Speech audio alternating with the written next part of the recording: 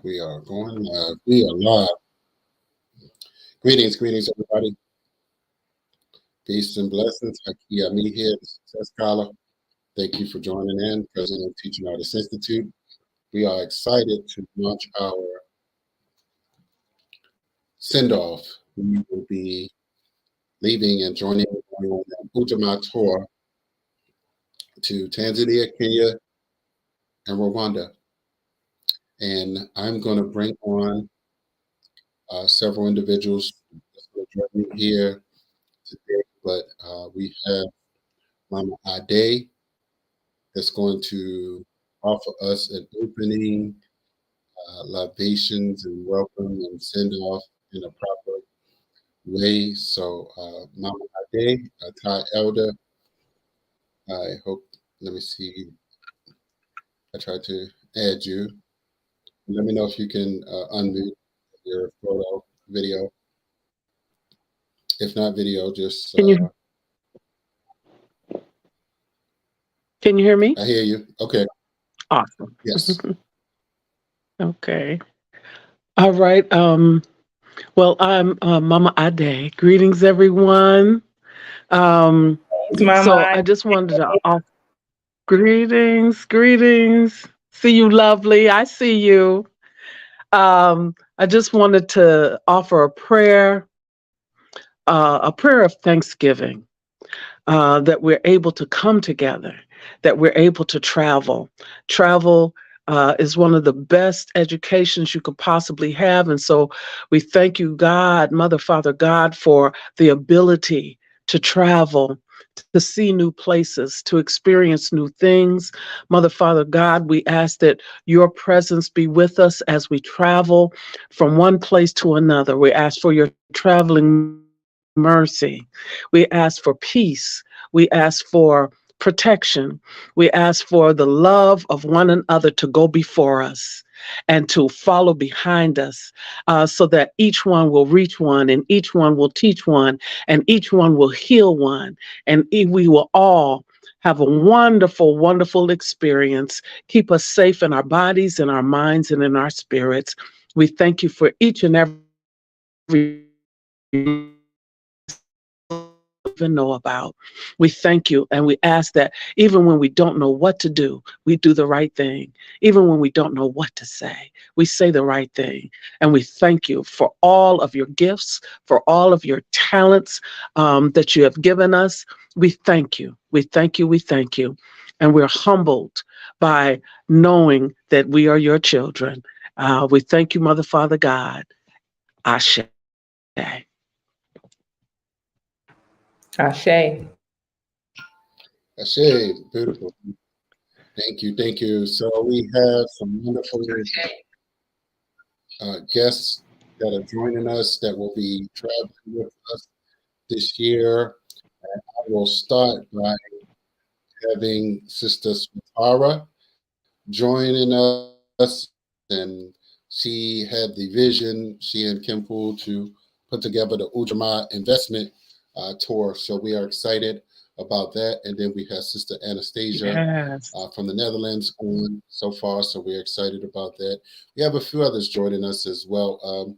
Sister Felicia, Stephanie, Marla, and Treasure with her young children. So don't want to leave them out. No, they couldn't join us. Or maybe they'll chime in and catch us towards the end. But we're going to keep it going. We know they're getting ready for tomorrow. But Sister Watara and Brother Sintwali, greetings. Are you able to unmute and say a few words, please?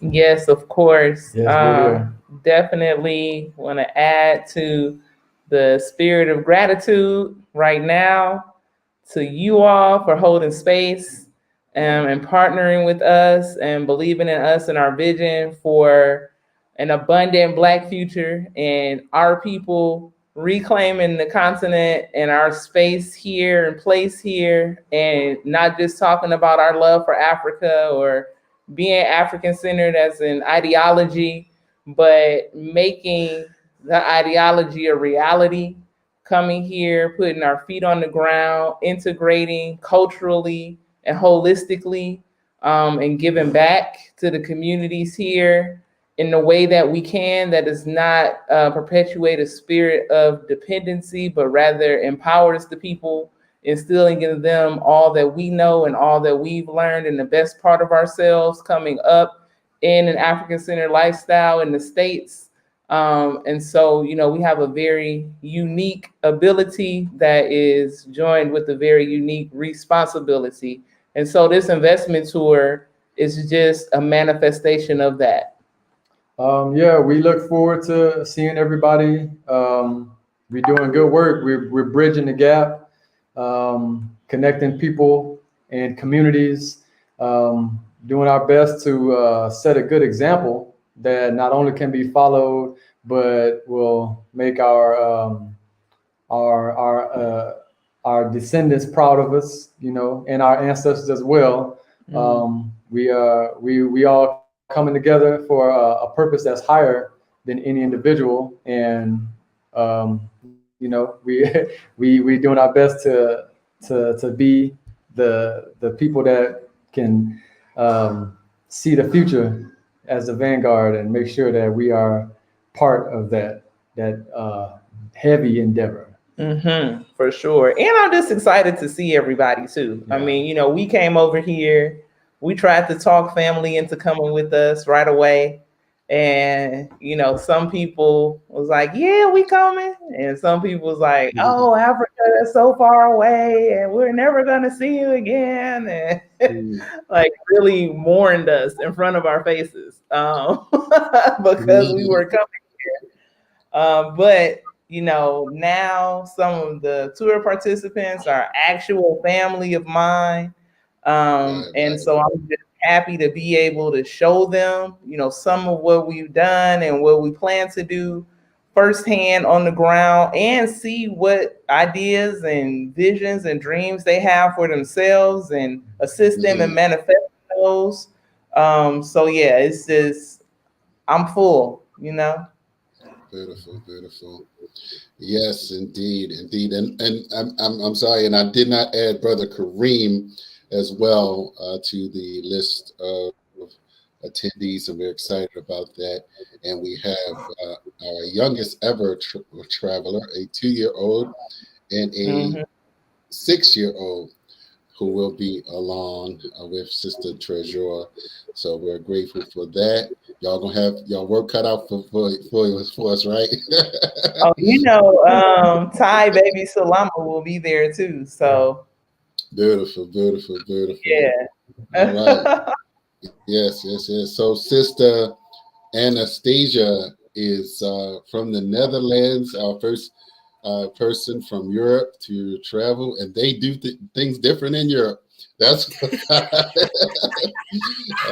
on these visas, but it's it's an educational experience. So we gonna make it happen. So Sister, come on in and introduce yourself to everyone, and Sister Tara, the curator, lead curator, and her husband, and the Watotos that they have in Rwanda. So you'll learn more about their story over the next week or two. So you can come on in and introduce yourself, share a little bit about yourself, of course, and what you expect to experience in Africa, your background as well, so they get to know you. I will. Thank you for the introduction, Haki. Hi, everybody. I'm Anastasia. I'm from Holland, but originally from Suriname, and originally from Nigeria. So I did the investigation. So I know I have for over 50% of Nigerian blood in me, DNA in me. From my father's side, my mom is an Indian from the Suriname. And I will be going to Africa for the first time. So I'm very excited about that. I'm very curious about the ideas and the visions, and to explore opportunities to invest. And for me, I like to go to Africa to live, to stay forever and ever and ever. I didn't make that decision yet, but I want to explore it first and see the continent in real life, except on besides TV. And I'm really excited. I'm very glad that I found a Tide Tour organization. We did some work together a few years ago, and I like the people. I like the way they think and the vision they have for us. So I'm excited to come. And yeah, it was a little bit different from the people who are coming from America with a visa. I had to apply for an multiple entry visa, but it doesn't go for people from Europe. So we know that now. Right. And a few other little things, payments, the way we pay in Europe. We have the credit card, but it's not very, very, very common like in America that we use credit card. We use our bank card. I don't know how it's a different name, Maestro card. That's the card we use the most. So that was also a challenge to get everything paid. But I managed, so I'm very glad, and you will see me soon. I can't wait. I'm so excited that this will be your first trip to the continent with Yeah. us. And you know, we are not going to be the ones to talk you out of living here forever. No. So Right. you say you want to live here forever. I say do it. You know, everybody is saying when I'm old, after my pension, I want to go and live there and there and there and there. And I always said, nah, I'm going back home. If I have to move, I'm going back home. Yeah, for sure. I mean, why wait till your, you know, retirement pension? What is it? Yeah. I don't like home health age. Right. You know, you wanna live it up or retire early. Right. That's true. That's also something I want. Yeah. You know, we wanted it too, and we saw that opportunity with COVID. Like when everything shut down, we had no idea when anything of that magnitude would occur again. Like when we have that opportunity again, when would everything be still in the way that it was again? You know? And so it was like everything was still long enough for us to make our move. And so we did. Otherwise, you know, not that we weren't grateful or didn't necessarily enjoy our lives in America. Of course, as Black people, there are aspects that we did not enjoy and that we do not enjoy, even still here abroad. You know, we have family there, we have community there. And there are a lot of, I mean, you know, Baba Hakeem for sure. I don't know if you ever spent time in America, but I'm sure Europe is not too far off. You know, I can tell you're right. Yeah. You're right about that. And so, you know, I think we will have the same or experience. So on that part. Yeah. So, you know, I didn't want to play that game anymore. Yeah. I think I had about as many negatives as I did positives living in the States, and here I've had more positives than I had negatives. So it's a good exchange for me here. Yeah. Right. I mean, like he said, more positives than negatives. It's not like you aren't going to have any challenge of any kind. I mean, that's just like ebbs and flows. Yeah. Ebbs and flows. But it's also decision making and deciding where you want to be and who and what you want to give your energy to. Yes, you're so right. But that's why I want to come and explore first and see by myself.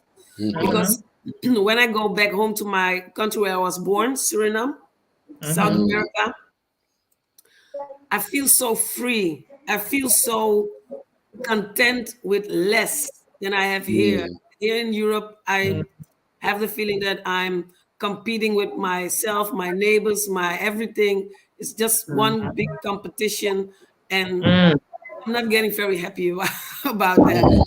So when I'm in Suriname, I feel so different. I feel so blessed with everything. I enjoy the nature, and I think that's that will be the same experience I will have in Africa, but I want to see it first. Yeah, yeah. And that's the best way, come and see for yourself. Like, don't Yeah, speculate. Don't let anybody tell you. Don't read yeah. books. Come and see. That's the only way. Right, right, right. Man, I'm so excited. Yes, Hey, me too. sister. Mhm. All right, Treasure Hey, is. what's up? Can't wait to see you guys in person. Yes, And yes. we can't wait either.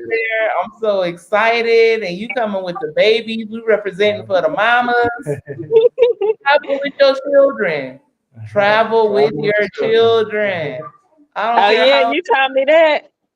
right. Like whether they'll remember it or not, it's not important. Travel with your children. Yeah. Exactly. For sure. Stephanie in the chat. What's going on, Steph? Hey Stephanie, sister. Yeah, so what are you most excited about for the tour, Treasure? Um, I don't know, just really seeing you guys, like seeing y'all, because I knew you all personally, like here in the United States, and so seeing how well y'all have transitioned and what it looks like y'all living there, and what it looks like for your kids living there, because it is my intentions to transition there one day, possibly in the near future. I'm not sure, but it's definitely my intentions to take my babies there for good. And so to see someone who has done it, who is doing it, who, is living, the dream basically, is very motivating. It's inspiring, and I can't wait to see it in person.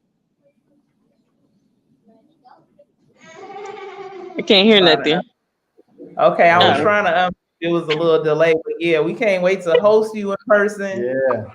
The tour, now I'm gonna say, and Sister Kim is not on, but Baba Haki is, and this is not his first tour. The itinerary is ambitious to say the least. Stacked. it's what? Mhm. It It's is ambitious. ambitious. Yes, Oh, it's right. You Like won't get bored. there will not be a dull moment at all. wow. Right. But you will see um, different regions of Tanzania, different regions of Kenya. You'll see Rwanda in 2 days. So Man. you'll be able to see literally what we've built, like our farm and some of the business we've done out here. What we've built in Tanzania, you'll be able to see that. Some of the people we've made connections with. You'll be able to meet some of them, entrepreneurs who are here, other people just like me and you, and people who are watching this video. We are here. Our community is here for sure. And it's not just us; it's other people out here doing phenomenal things. And so you'll be able to meet some of them, talk to them, ask them about their experience. People who've been here longer than us, who paved the way for us. So yeah, that it's gonna be very powerful, very enriching, and I'm so looking forward to it. Yeah, there's people from all over. Couple people from Texas, in Tanzania that we encountered, and it's like I say, people from all over, different countries, different cities throughout the states. It's a lot of different perspectives, a lot of different culminated in each of these individual locations where we'll be at. And so not only is it going to be a lot to hear and learn from us, but everyone else has different experiences that is just it's a wealth. Can you hear us? So it's a wealth of experiences that people will be able to share. And like we said before, like right before Treasure got on, it's a bunch of highs, a bunch of lows. So you'll get a pretty transparent retelling of people's experiences, and it's all mostly I won't even say mostly, it's all a learning experience. Mm. What was the most difficult things you had experienced while you were moving there, or when you came over there? Well, while moving, I would say that Wow, but transition. How was the transition for you? How do you experience? What was the most difficult thing you experienced?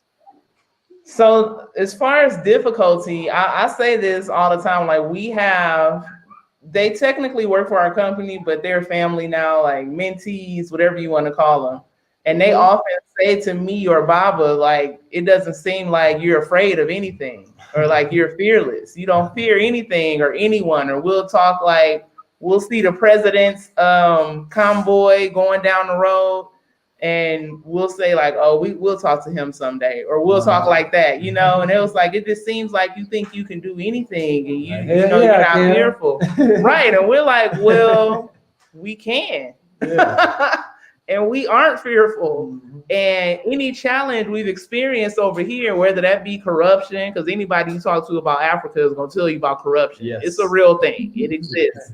There are some places that have more of a handle on it than others. But it exists. Now, as far as our transition, I don't think we had a rough time transitioning. No. Like so like she said, we made the decision and we took action during COVID. It wasn't even at the height of it. It was ramping up. And so while we were in transition, the world was pretty much in transition. And so our experience, it was almost an empty plane. Yeah, flight was it was like 4 other people on this huge plane. Yeah, we didn't have too many difficulties going through the airport process. Like it wasn't very much different than what it was before COVID. And so maybe masks and I think temperature checking was the only thing there was. But other than that, it was smooth. Once we landed in Tanzania, we hit the ground running. It was smooth. Like you said, the biggest issue or complaint that I might have is the corruption that we experienced in Tanzania. But I wouldn't even say that was part of our transition. That was after we had gotten there already. And so I don't think anybody else will be able to say the same thing about their transition. Some people maybe have had a smooth time going about it, but we had, like, just from our experience, I know we had a smooth time. Yeah, I mean, energetically, it's like once you make that decision and it's the right move for you, then everything is just going to open up, you know, in ways that you can't explain. And we talked to people about it before, but like our experience, like personally, I can't even speak for SWAT, but I might be on the right path. But I was already had a foot outside of the U.S. I was already done with it, and by the time it was time to make that decision, the other foot was done, and I was already gone. So that, I don't know. Yeah, kind of. I mean, we knew it had to be something, you know, as activists and community organizers of being active in that. We're always thinking about strategy and trying to get ahead of our enemy, a step ahead. You know, what does that look like? Because we often find ourselves in a reactionary position, and not that that's irrelevant, you know, it's necessary sometimes, a lot of the times it is, but at what point will we be ahead? When will we be on the offensive? How can we get ourselves in that position? And so, you know, those thoughts will come to mind, but we would never really have a good practical answer to that, or it will something that's far-fetched that we know it would take a lot to get everybody to get on board with, like everybody stop paying bills right now, like just stop doing it, stop paying to live on earth. Because it could totally happen, but you got to be on board with it. But think about the level of organization that would take to get everybody to stop doing that. So it was like, what else can we do to get on the offensive? And it was like, well, step 1, get from behind enemy lines and create somewhere for other people like you to go, even if it's for a little while,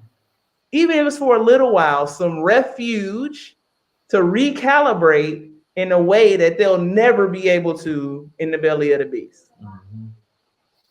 Very nice. Very nice. Yeah. So that was a part of it. And then our children, you know, they called us out. Like, you so African-centered. How come we never go to Africa? Okay, like we RBG flags and how old are your children? Huh? How old? Your children? 13, 12, 9, No, 10. You 10 now? Oh, he just made 10. 10, 12, 10, 10, 9, 9, 6, 6, 1. 1. Mm. Yeah, well, you had 6 children, huh? Yeah. And you Well, one moved of them to was born you. over here. We took, Oh, okay. yeah, So we you, took 5 you you with us. moved with 5 children Uh-huh. to the continent. Wow. Yeah. Yeah, it's all on our YouTube channel. Mostly. Like literally us taking the flight over and our first hotel and all of that. Yeah. Oh, wow, So, wow, wow. So, yeah, They that's are, they are also enjoying themselves there. They can they adjust. are. You know what?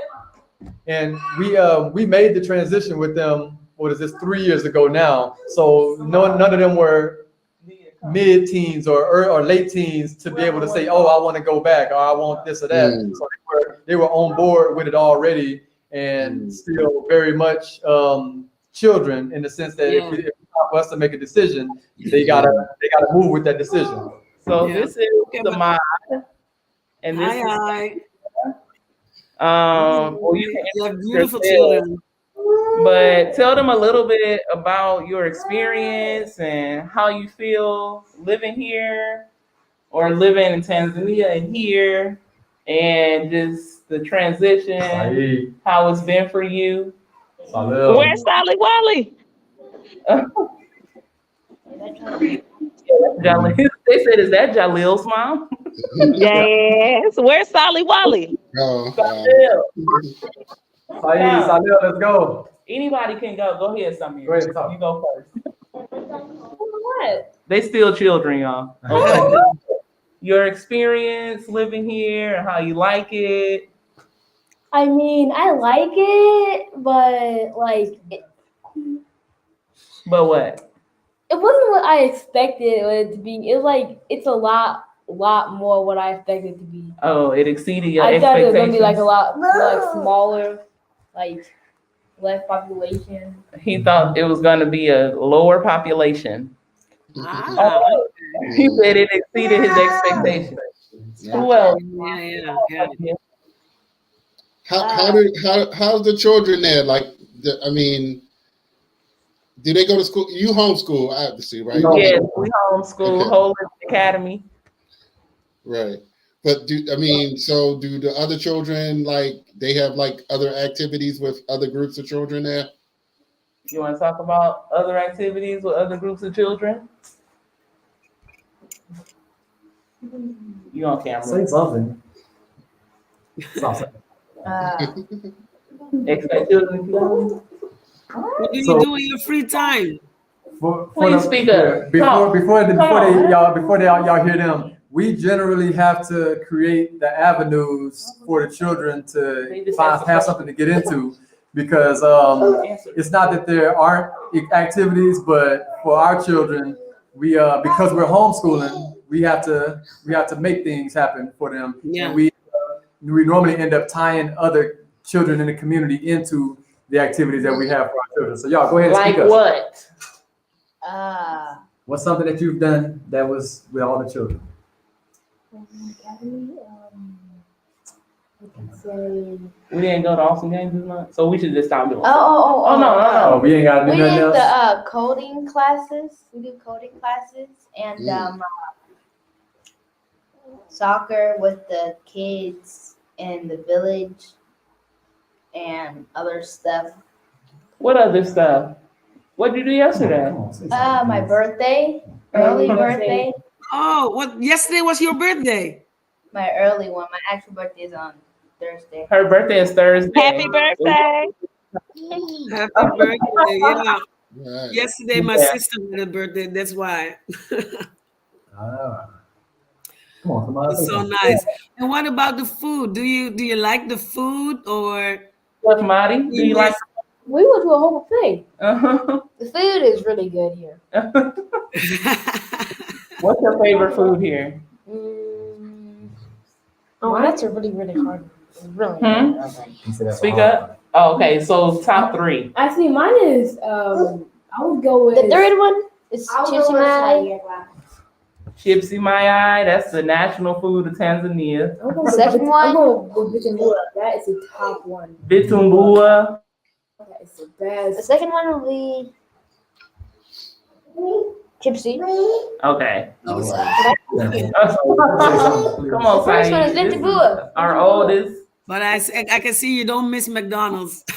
Oh no, not at all. We wasn't a McDonald's family in America, not like that. So a family member sneak them some, but no, we were not going to McDonald's. Let's talk about your general experience here, how you like it. Anything. Please. Something how I like it. Or yeah. Yes. On camera. It's no right or wrong answer. Just talk. Can you see yourself? Just tell me your experience because I'm just curious.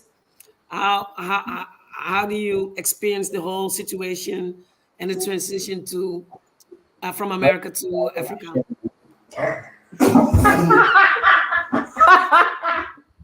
Okay. Something else. Just think about it. Just think about it. That's a homework assignment that you can tell everybody when we get to Rwanda. All right, when we get there. Okay? Yeah. Man, these are the same children. I can't get to be quiet sometimes. Well, So I think we put them on the spot, so they couldn't really Well, Samir perform could. Thank you, off Samir. the top of their dome. right. Yeah, but they did very well. They did very well. Yes. I have children myself, so I know how it is. Yeah. Somebody bring sound back over here. So what you didn't hear from the children, you're like, not only will you hear it more in person, but so like I was saying, we generally have to create activities for the children. Like I said, it's not that there's nothing already. It's that if it's something that is maybe there may be a void, and this you might hear me say this a lot. Once we realize that there's a void of something that is commonplace to us, that may or may not be a business opportunity, at the very least a community building opportunity, then we'll go ahead and lay the foundation for that, and we make it happen. And sometimes it's for the children, sometimes it's a adult themed issue. Well, not adult themed, that's different. Not like that. No. It's more Six children, 6 children.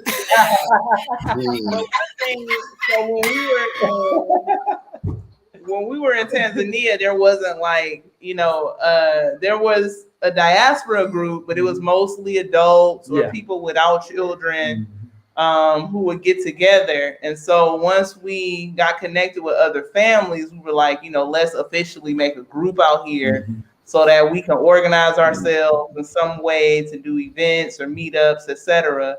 So we did that in Tanzania, and we also do that here in Rwanda.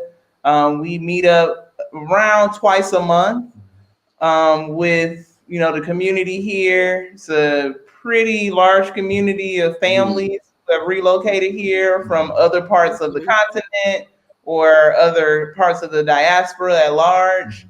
And we have a really good time. We also do the coding class, like they mentioned. They have a really good time there, even though it doesn't sound like it. I promise they do. No. I could read them. It's okay. Okay. But I'm curious, why did you choose for Rwanda? So we started in Tanzania. That was our landing spot. We were there for 2 years, pretty much. His Excellency John Magufuli was the president at the time.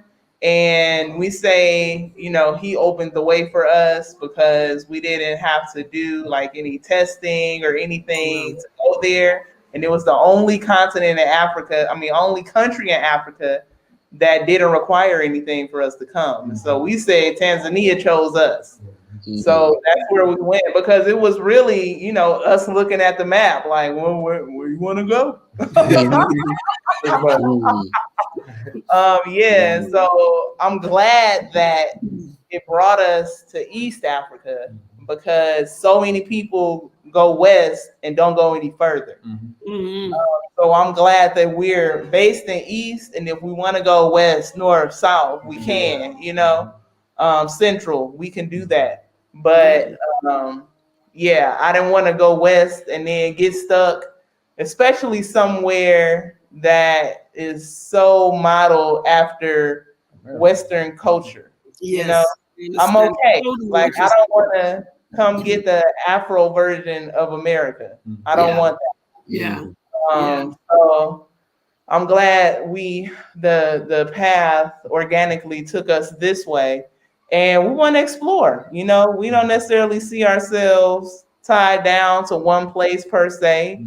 We just set up home bases in different places. So if we say, you know, we want to go to Tanzania for 6 months, then we got somewhere to go there.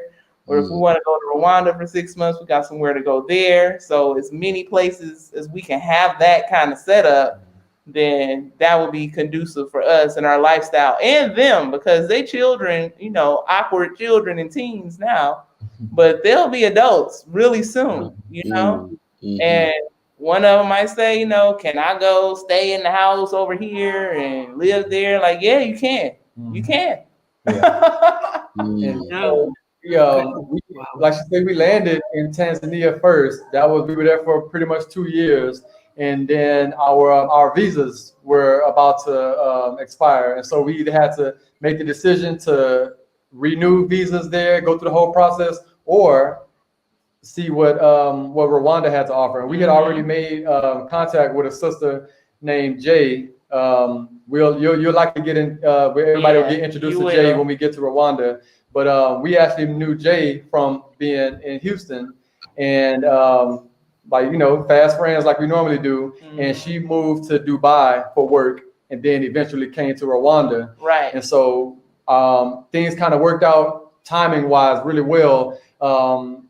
Rwanda was pretty strict with their COVID restrictions, and so by the time it was our visas were expiring, Rwanda had lifted their COVID restrictions. So it was time for us to go ahead and see what Rwanda had to offer, because we had actually made plans to visit Rwanda, but we didn't want to have the children go through the testing and possible needing vaccines, that whole process. So once Rwanda said no more of the COVID compliance, then it was time for us to go ahead. It lined up with our visa expiration. So, you know, we had that option then. So we came, and we're glad we did, you know, and you guys on the tour will see exactly why. But it was definitely a divine move. Yeah, I hear great things about Rwanda. It's a beautiful country. They really investor minded in making sure that the country develops and builds and grows. And so it's a lot of opportunities here. A lot of opportunities. It's not to say that there aren't opportunities in Tanzania. You will see that there's many. It's just a little more. It's a little more work in order to get a business set up there, which is not a problem. Work isn't a bad thing. The corruption, I'm not a big fan of the corruption. It's an issue, and it's something that's part of the reality of being outside of America. And it's not to say that there's no corruption in America, because we know there is. It's just that it's a little bit more on the nose here. If most of the time, if we're talking about corruption, you dealing with somebody with millions and millions, and they directly corrupting a politician or a police, high up ranking police, and you can get into that in America, but your general everyday life, you won't deal with it at government offices. Like, you know, it's gonna be flat. You're dealing with online applications for the most part, things like of that nature. Certain countries in Africa, not so much. Like, you fill out an application for something, and it's like, hey, you want to make this application go through? Give me a little bit of something, and I'll make sure it go through for you. And if you got it like that, if you want to play that game, then you sure can. Don't speak with people's pockets. I'm not about to tell you not to. Your budget. Yeah, I know. I understand what you mean. Yeah. Now, is it that you have to know somebody somewhere to get through stuff or administration stuff or something? Is it better to know somebody who works there? And even still, whoever you know is going to want something for that relationship, for knowing them. And, before you continue, I'll say this. For the most part, I think it's across the board, corruption is illegal. Like paying a government official or a police officer some money for something, it's illegal. So let's let that be known right off the bat. You can get caught up in a bad way with that. chances are they're not going to tell on you because it's just as illegal for them as it is for you. So, Yeah. you know, that's that. Well, like we Yes. said, you will meet people who've been through this. Yes. And who have businesses there and other places in Kenya and Tanzania and Rwanda. And you'll be able to have these conversations with people in addition to us or other than us to see different perspectives from people from different places and their experiences. So, you know, we want to make sure that's good and diverse. We want to make sure that all of your information is not simply coming from us. Yeah. Because one, we don't have it all. And two, you want, when you research, you know, you go you want some many different perspectives. sources. Right. Many sources, and not, you know, just a YouTube video or a website, but people who are on the ground doing it and who can tell you firsthand what their experience is. Some of the offices you have to go to and through, you'll see those, you know, and see what these processes can look like. So, and I'll say that there's no one perspective and experience that's sufficient for anybody to be able to make a well-founded decision on their future. It's like no matter what the case is, you don't really want to take any one person's ideas and experience for the gospel. Like, kind of like you say, we'll make sure you guys got a diverse set of experiences and perspectives to mull over, so that way you can make your I don't want to say it, but your next move, your best move. you can say it. It's kind of pimpy. Still black. Kind of pimpy. My Make bad, your y'all. next move your best move. Hey, and maybe I'm getting too nosy. Just say if it is. But if you're saying you do homeschooling and you have to explore the country yet, okay, you've been there for a while now, but you had to explore the country, you had to get into the ways of living there where you are. How did the exploring to have a steady income go? Was it rough? Was it That's what I want to know. Or did you saved up a lot of money? I don't know, but So we made a lot of good decisions. We made a lot of good decisions before we left the States. We set up our participation in the online homeschooling network and collective with Homeschooling Academy. With a you really do it yourself. Oh, I thought you're doing it yourself. Yeah. No, see, the thing is, we do the homeschooling ourselves, but we also sit in front of the computer and teach children in the States and in Canada and a couple other. Yeah. Okay, So now I our understand. children Okay, participate okay. in homeschooling with other children, and that was the main way that we were able to have consistent income for ourselves. And it's no problem. It's not too much. It's not too nosy of a question, because it's part of it's necessary to know what we've gone through, and it's that I hope that gives you an idea of what you would probably need to do if you're not doing something online. Then you have some way, so you have some type of residual income or multiple streams of income to pad your coffers, so to speak. So we actually have encountered some people who did not set up multiple streams of income or some type of online money making whatever, and they've had some pretty hard times trying to make ends meet. And I can only say that they did not prepare properly before they came. And so that's not to say that they are bad people. They just didn't do enough.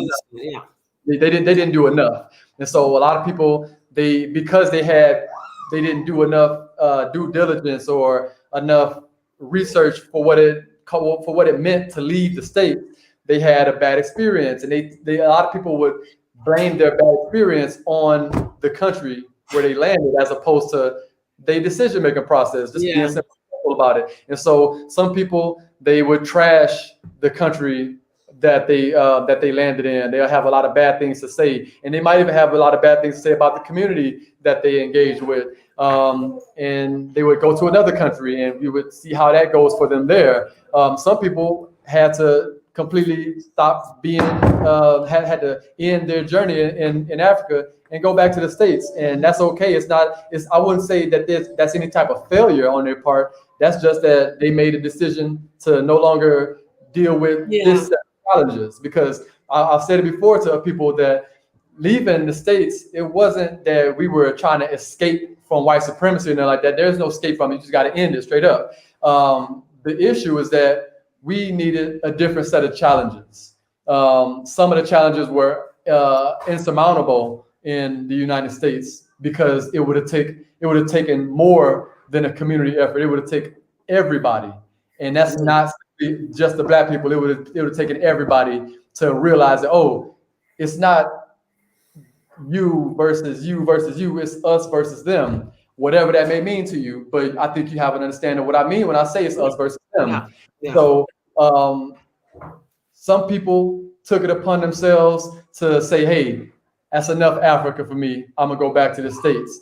Some people say that's enough Tanzania for me. I'm gonna go to Kenya. All right, that's enough Rwanda for me. I'm gonna go to Nigeria or South Africa, wherever they may go. Some people even left the continent and went to other continents, not just North America, South America. It's a big planet, you know. So like when you leave America, I had to, like, even before we left, I got it in my mind that no, I'm not leaving my family. No, I'm not escaping anything. Like I told somebody online a while back, like if you see me hop on a rocket and I'm going off the planet, then yes, I escaped. I made whatever decision it was to literally escape, because outside of the Earth, I'll be highly surprised if there's white supremacy in Mars or something like that. Well, they got the Space Force now, so.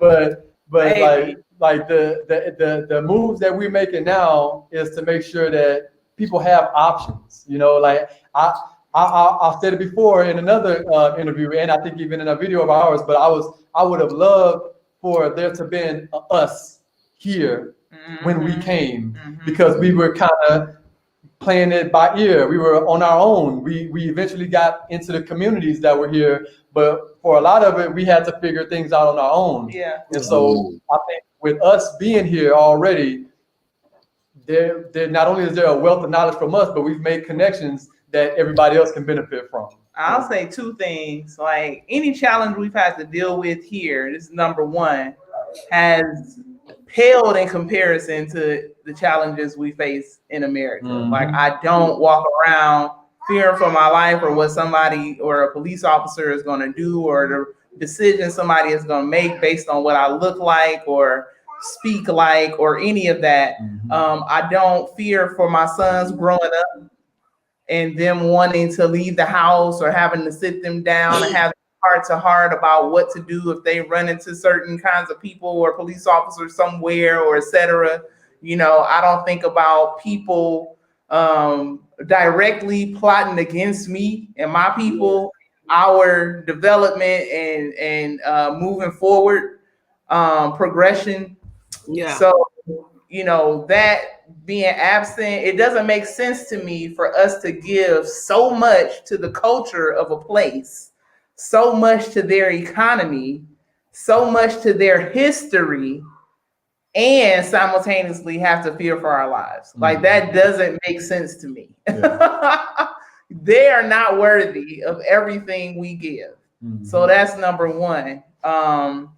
And I forgot number two, because number two was the introspection, you know, with the people, like he said, we've seen people come and go, and we have, you know, but we've made the decision ourselves to be here for the reason I just stated, being one of the big reasons why we chose to be here. But another part of that is being honest with yourselves, and that's for anybody watching this, and determining how much of the continent you view through the lens of your oppressor.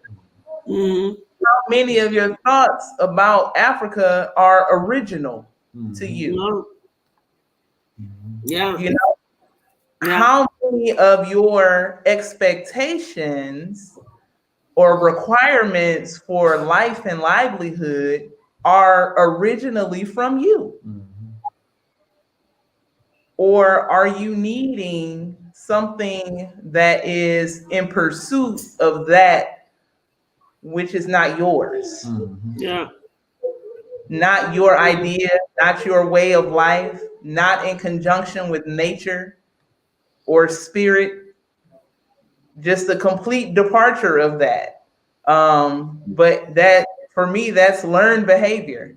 You know, we like electricity, we like infrastructure, but it's not necessary for life. No. Like people been living for centuries without it. Yeah, millennia. Centuries.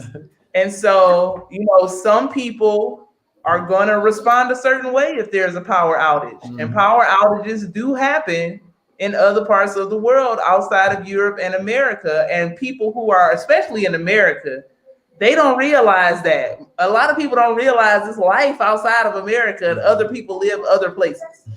And so, I've told people, yeah, the power goes out here so that you can run your AC all day in Texas. The power goes Yeah, out yeah, so you can run that power grid 24/7. So you can have those movie theaters and shopping malls that cover all of this space and use all of these carbon emissions so that 100 people can walk through it and shop. So you can have these Walmarts and Targets. Like, that's why the power goes out in other parts of the world.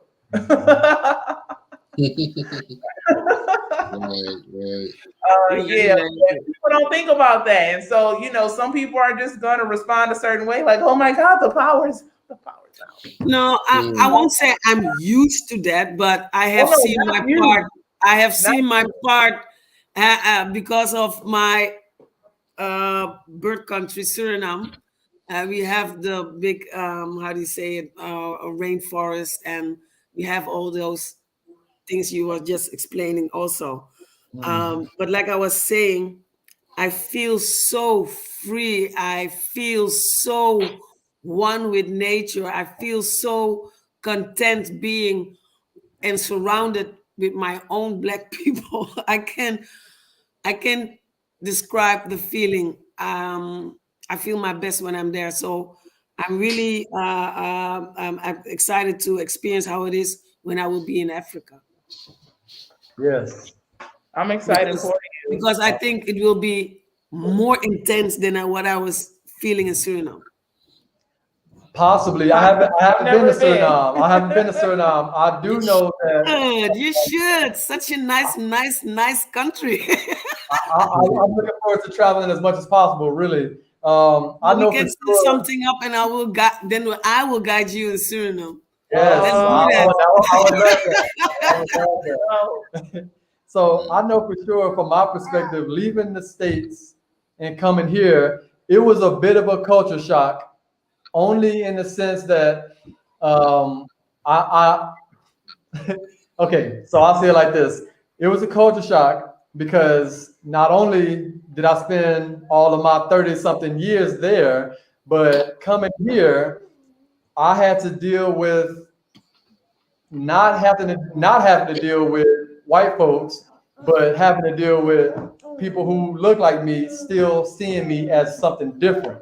And Ah, it took me okay. some time to realize how and why I was looked at as different. I think I got over it pretty fairly quickly because I had to realize that my my living space was not the average living space. My income was not the average income. My standards, my wants, my needs were not the same as the average. And What about even looks? say it again. What about your looks? And with looks, I mean the way you dress. Yes. So my clothes, my hair, just having glasses on elicited stares, and where I wasn't aware of it before, and I had to quickly get over being stared at. now that was in Tanzania. Yeah. In Yeah. Rwanda, he blends in. You'll see He why. looks so Rwandan. You'll totally see Everybody why. comes up to him speaking Kenya Rwanda. Like when we go places, they want to charge him the local rate. But Until I start talking. then they hear him talking like, "Oh, Hey. you got to pay extra." Mm. But other than that, like, and I noticed it as soon as we got off the plane. I was looking around. I was like you from here? everybody kind of look like you, Yeah. like all the men. Mm.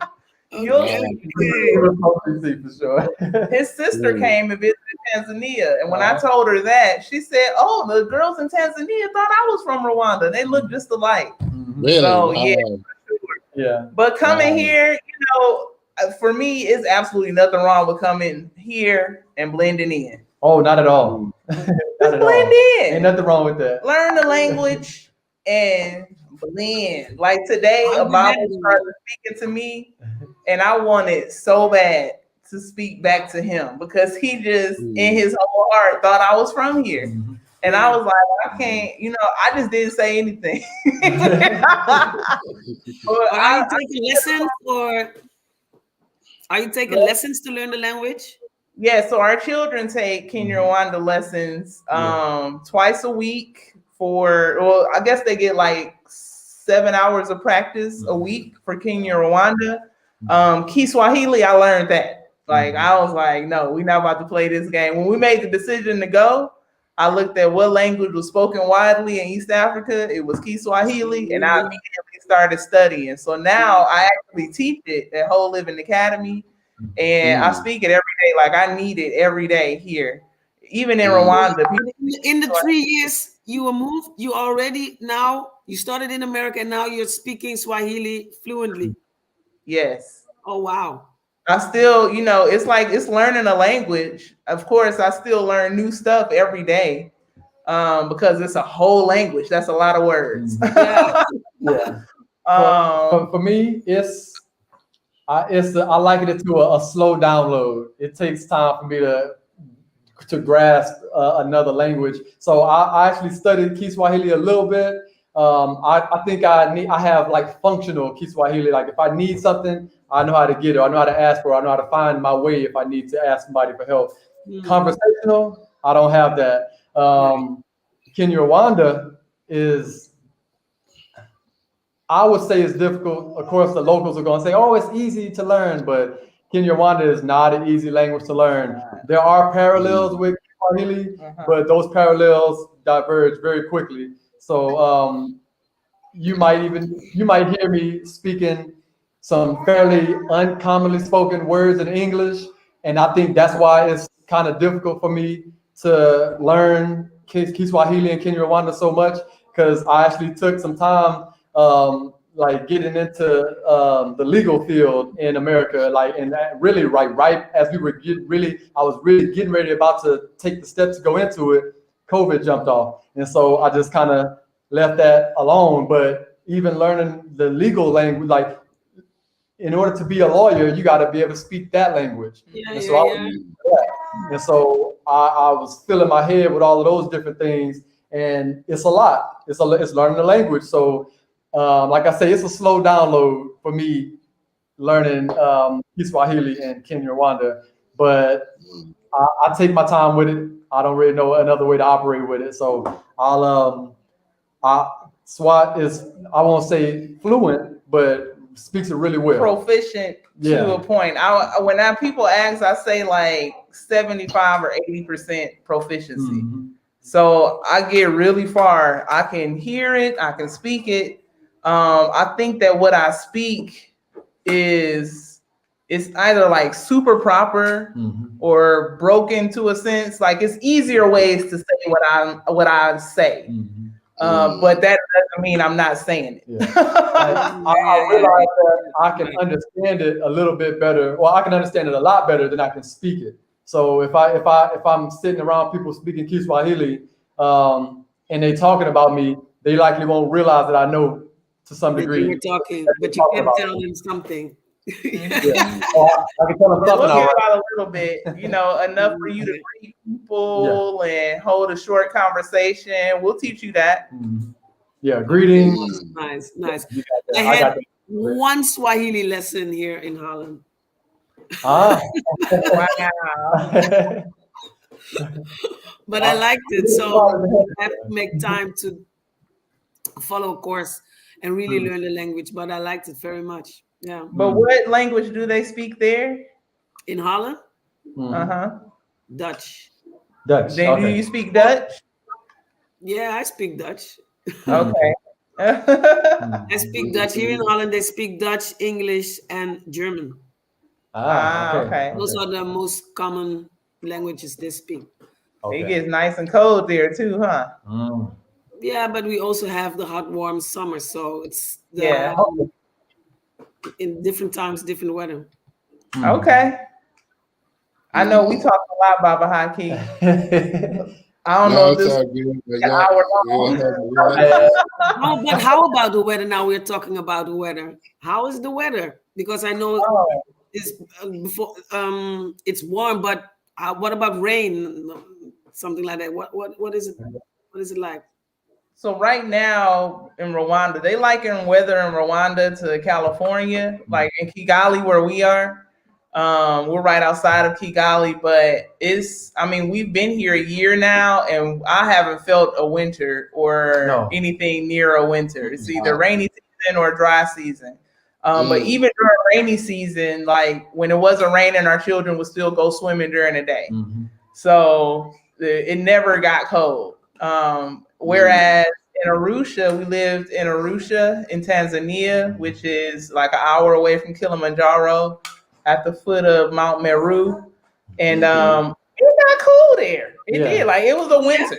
I had to put on my coat in Arusha. I had to put on my coat there. And I would just like layer on my African attire. If I had this on, I'll wrap some mud cloth around or something. But I had to do something to be warm because it got like into the 50s sometimes, the lower 50s. And that was in the months where we would expect summer. So like June, July, August, that's when it's cold in Tanzania. But places like Dar es Salaam, it's gonna be hot all the time. Yeah, it's gonna be. So Dar es Salaam is a little bit more comparable to here. It's not as much humidity here, but it's wet and dry, and that's it. Okay. Yeah. Okay. Throughout most of the continent, that's gonna be the case, wet and dry. Yeah. Because you have warm weather, and you have weather when you have some. How do you say? Hoe zeg je dat, mama? Vocht in de lucht. You have some. How do you say it? Oh, let me look it up.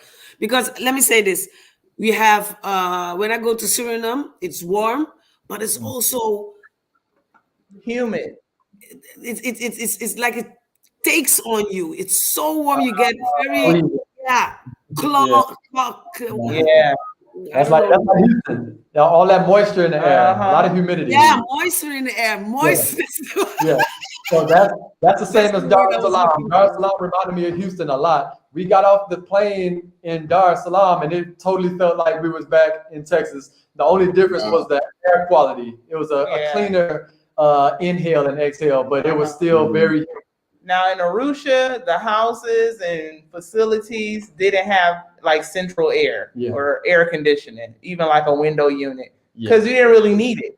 Like it was always temperate. You just open your doors and windows, and the air circulates, throughout the house. But in Dar es Salaam, oh no, there's air conditioning units in the more advanced buildings, like the hotels and stuff. I couldn't imagine being in any building in Dar es Salaam without AC. I couldn't imagine.